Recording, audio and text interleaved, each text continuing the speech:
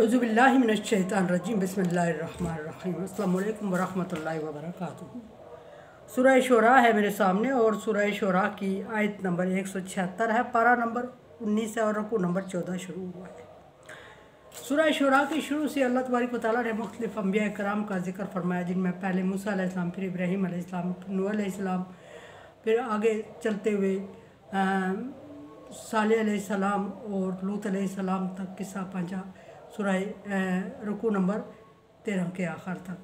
हर रुकू में अल्लाह तबारक व तआला ने हर एक किसी एक पैगम्बर का जिक्र फरमाया। अब यहाँ देखते हैं कि रुकू नंबर 14 में अल्लाह तबारक व तआला किसको जिक्र फरमा रहे हैं।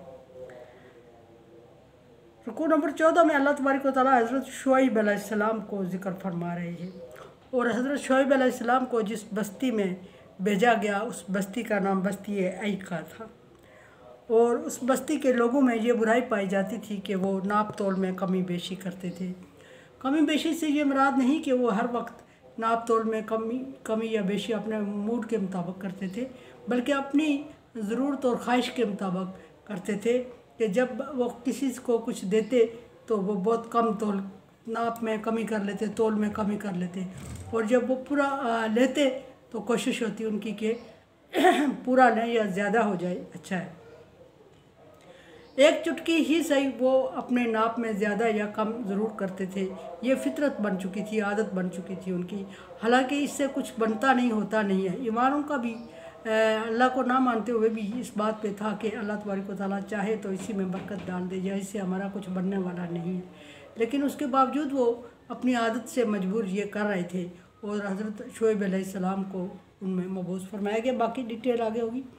फरमाया कि कज़्ज़बा अस्हाबुल ऐका तिल मुरसलीन, अस्हाब ऐका बस्ती ऐका वालों ने अपने पैगम्बरों को जुटलाया। इसका मतलब है कि नूह अलैहिस्सलाम के साथ और कोई पैगम्बर भी थे। हर जगह अल्लाह तबारक व तआला ने किसी पैगम्बर के साथ फरमाया कि मुरसलीन जुटलाया, भेजे गयों को या पैगम्बरों को। इससे मुराद पैगम्बर वक्त और फरिश्ता हज़रत जिब्रील अलैहिस्सलाम जो कि पैगाम लेके आते थे, उन दोनों का जुटलाना मुराद है। बहरहाल फरमाया कि और इसमें मामूल नूह अलैहिस्सलाम, शुएब अलैहिस्सलाम भी कौम को उन्हीं अल्फाज में दावत हक़ दे रहे हैं जिन अल्फाज में मूसा अलैहिस्सलाम, इब्राहीम अलैहिस्सलाम, नूह अलैहिस्सलाम, लूत अलैहिस्सलाम, सालेह अलैहिस्सलाम ने दिया और दीगर अंबिया कराम ने अल्फाज जो इस्तेमाल किए वही अल्फाज। ये अल्फाज ऐसा है कि पैगम्बरों के अपने ईजाद करदा नहीं थे, बल्कि अल्लाह तबारक व तआला की तरफ से सिखाए गए अल्फाज थे। सो सिखाए गए अल्फाज को एज इट इज़ बोलना होता है पैगम्बर को। सो उसको पैगम्बर फरिश्ते ने जैसे सिखाया ऐसे ही कौम के सामने पैगाम दे दिया। पैगम्बर ने खुद, हर एक पैगम्बर ने अपनी ज़बान से एतराफ़ किया कि मैं अमानतदार हूँ, अमानत दे के भेजा गया हूँ, अमीन हूँ, मुझे अमानत दी गई है। और अमानत किसने दी है? अल्लाह की तरफ से सुपर्द की गई है और अल्लाह की मखलूक तक पहुँचानी है, उसके बंदों तक पहुँचानी है। अब वही अल्फाज रिपीट होंगे जो कि कम व बेश 13 रुकू में के शुरू में रिपीट होते गए हैं। बहरहाल पैगम्बर के साथ हैं तो हम उनको फिर जिक्र करेंगे, फिर रिपीट करेंगे। कज़्ज़बा अस्हाबुल ऐका तिल मुरसलीन, बस्ती ऐका वालों ने मुरसलीन को, रसूलों को जुटलाया। इस अब मैं अर्ज़ कर चुकी हूँ कि बस्ती ऐका की तरफ हज़रत शुएब अलैहिस्सलाम भेजे गए थे। इस काला लहुम शुएब, जब उनके सामने उनके पैगम्बर वक्त शुएब अलैहिस्सलाम ने फरमाया, अला तत्तकून, क्या तुम्हें अल्लाह तबारक व तआला से डर नहीं लगता। एक बात ये कि अल्फाज सेम बोले गए, हर पैगम्बर ने वही अल्फाज बोले जो अल्लाह ने उनको सिखाए, एक ही तरह के, लेकिन बुराइयाँ मुख्तलिफ थी हर पैगम्बर की कौम में।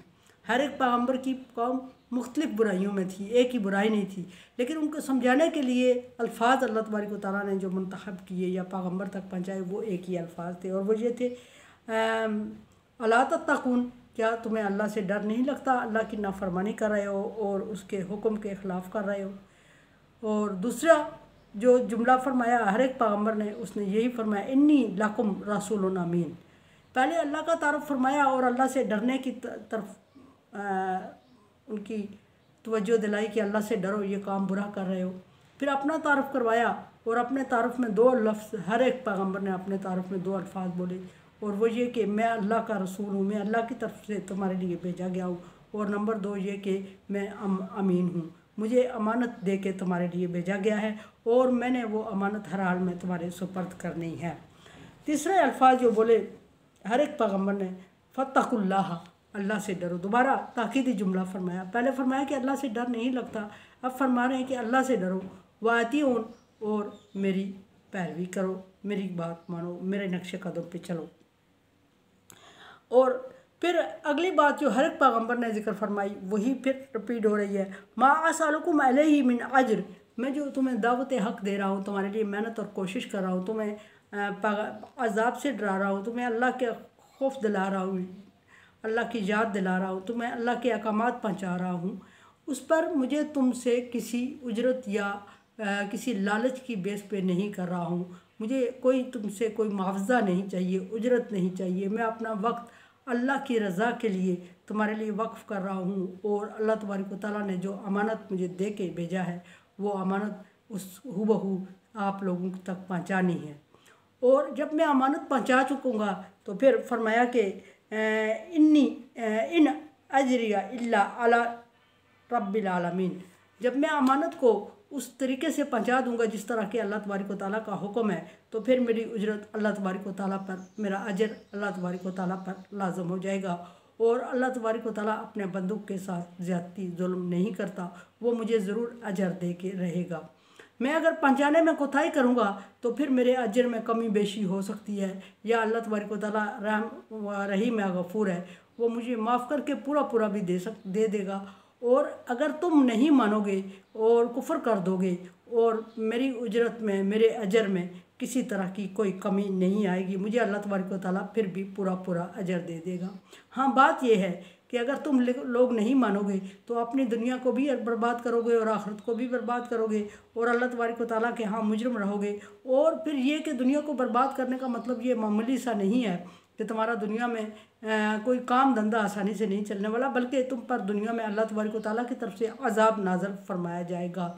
और हर एक कौम को के पैगम्बर ने यही कहा पिछले पैगम्बर की मिसाल देके कि पिछले पैगम्बर की कौम में ये बुराई थी, पैगम्बर को अल्लाह तबारक व तआला ने भेजा और पैगम्बर ने ये दावत हक़ दी जो मैं तुम्हें दे रहा हूँ, और कौम ने आप ही की तरह, कौम की आप जैसे आप मेरी कौम मुझे इनकार कर रहे हो, हर कौम ने अपने पैगम्बर का ऐसे इनकार किया और हर पैगम्बर को उसकी पादाश में बहुत बड़े अजाब का सामना करना पड़ा।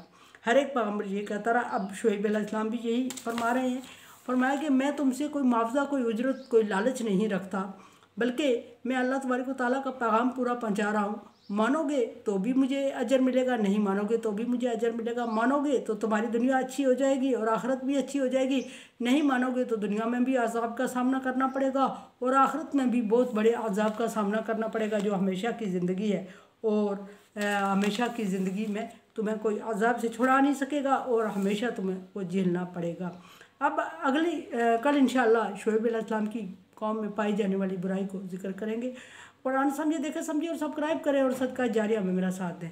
अल्लाह तबारक व तआला का हुक्म ताउनु अला बिर्रि व तक़वा, नेकी और भलाई के कामों में एक दूसरे से ताउन करें। सो चैनल को सब्सक्राइब और शेयर करके ताउन करें और अजर अजीम में मेरा साथ दें। अल्लाह हाफिज़।